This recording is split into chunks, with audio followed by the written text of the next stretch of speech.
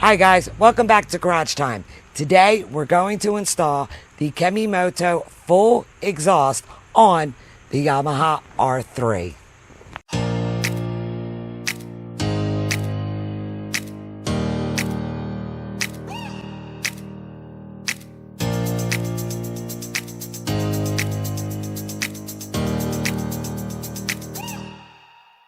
Alright guys, so we already, of course, because of the muffler delete, had taken off the stock muffler. And all you have to do is you got to remove a piece of fairing down here. There's 3 screws. And then, of course, the clamp on the muffler. And you have to loosen this and take out this bolt right here. So that's the part we've gotten to because, again, we already did a muffler delete. Now, the next thing that we're going to do is we have to remove this black piece here and this black piece down here, and it's 1, 2, 3 for this black piece and 2 for this black piece, and you're going to do it with a 4mm T-wrench.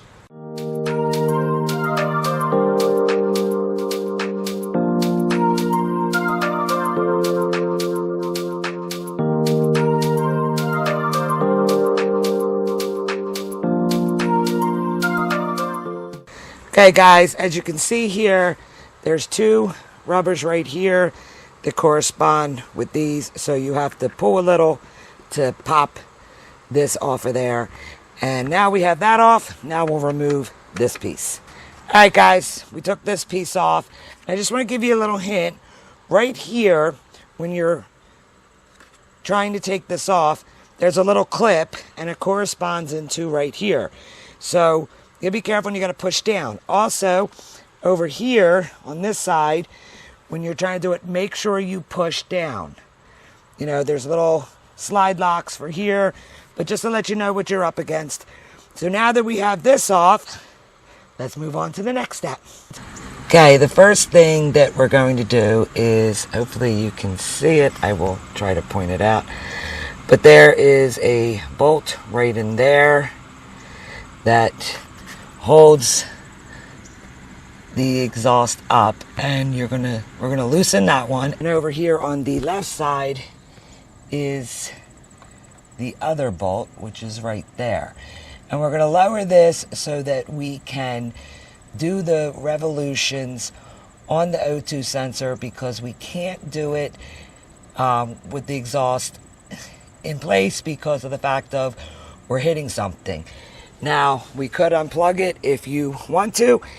On the left side of the bike, you're going to have to remove this black piece, the coolant.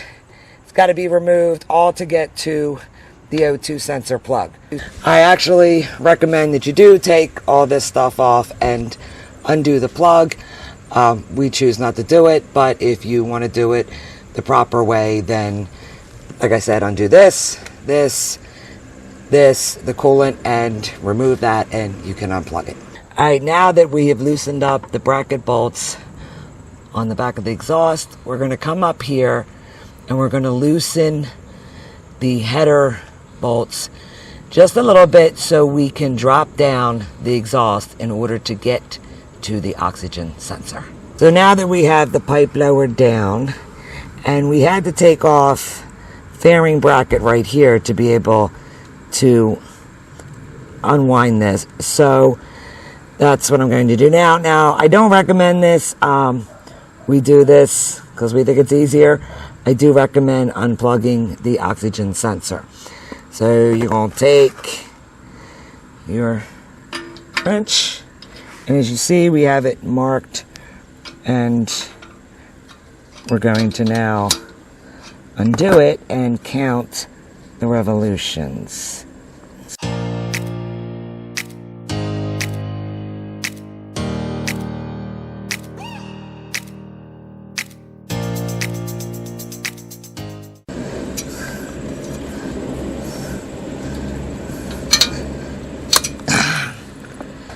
Don't let it do that. Okay, as you saw, it flew out, so be careful with that. And when it flew out, I lost control of it and it unspun. Just try to be a little bit more careful. Realize that it might pop out if you're going to do it this way.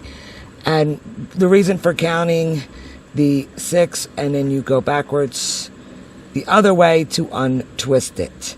So these things happen. What can I say?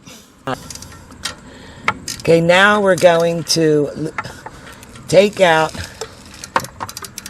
the header bolts, but we're going to leave one in so it makes it easier to lower it down, or at least that's the hope. Well, guys, there it is. It's out of the bike. Sorry we couldn't show you that. It was kind of hard. Normally you need 2 people for this unless you figure out a way to hold up the end of the exhaust. Hubby was loosening the final nut on the header while I was holding the back of the exhaust and slowly taking it out. So sorry I couldn't show that. Didn't have an extra hand for a cameraman for that one. But there she is. So now we're going to prepare the Kemimoto exhaust and get it ready for installation. One eternity later. Hey guys, sorry I didn't show you any of the installation, but we ran into tons of problems. Our first problem when we decided to do a dry run with the header pipes was the evap canister. What ended up happening was the canister was hitting the header pipe here on the left hand side. So what we ended up doing is, if you could see, there's 2 bolts in there. We undid the 2 bolts and we moved the evap canister over one. And then we replaced the bolt in there. Then we just put the other bolt in the hole that no longer had the... We put it in the hole that no longer has the bracket. And that actually gave us the clearance, as you can see here, hopefully, that we need it. Now, if you want to take it out, take it out. We chose to do it this way. So then what ended up happening after that is we took these header pipes on and off a couple times, trying to get everything to fit right. So our next problem was getting the header pipes into the collector. Now, this took an act of Congress to get these to bottom out. So then what we had to do was we had to take the header pipes off again for the 20th time and get them and get both the pipes seated in to the collector. And once we got them where we figured they were all the way down, we took a magic marker, I don't know if you can see it, and went all the way around. So here's a little tip. When you insert and assemble all the pieces together, the header pipe, the collector, and the mid pipe, and you're doing it on a dry run to make sure that everything fits in, when you have them all the way in, take the magic marker, mark around each piece. Like here we did the 2 header pieces into the collector into the mid pipe. And the reason you do that is now you can tell if in assembly while you're putting it on the bike, if anything has moved. If it is moved, then you know you have a problem. And that's part of the reason why it took us 20 million times on and off, because at first we didn't do that. And what ended up happening was the pipes kept pulling out. Then what we ended up doing was, which was another act of Congress, which was getting the springs on. And also remember, when you're putting on your springs, make sure you have your spring tool and safety glasses. Cannot stress safety glasses enough, because if one of these pop, it can easily take your eye out. So once we did that, we ended up putting the header pipes back on for the 29th time. And we just tightened them hand tight for the moment. But in also trying to do a dry run, things weren't lining up, including the oxygen sensor. It was just too low, and we kept back and forth, so that's also why we kept taking everything off 20 million times. But we finally got it right, as you can see here, and the oxygen sensor is back on. Now remember, if you do the revolutions with the oxygen sensor, you have to twist it again, the amount of revolutions, the number of revolutions that you originally did, and then put it in to the hole and then count again to tighten it. This way you can, you don't end up twisting the wires and getting everything screwed up. Or you just do it the other way and unplug it, and then you don't have to worry about it. So we got the mid pipe put on, and then the muffler with the bracket, which went on to the bracket that the stock muffler, it went on to the bolt where the stock muffler was attached to.